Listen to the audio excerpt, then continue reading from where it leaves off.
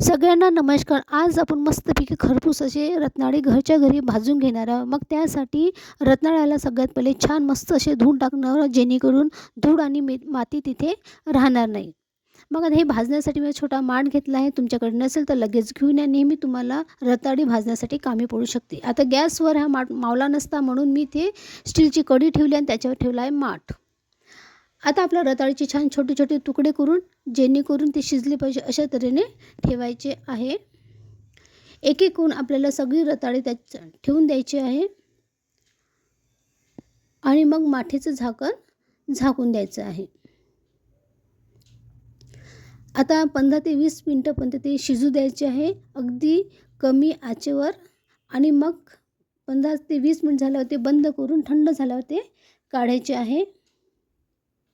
आता आपण बघू शकता मस्त असे खवलेदार रताळी शिजून तयार आहे.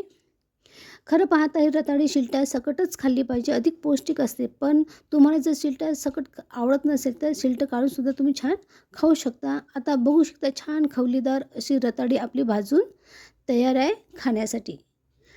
तुम्ही नक्की अशा प्रकारे भाजून बघा. तुम्हाला व्हिडिओ आवडल्यास लाईक, शेअर आणि सबस्क्राईब नक्की करा.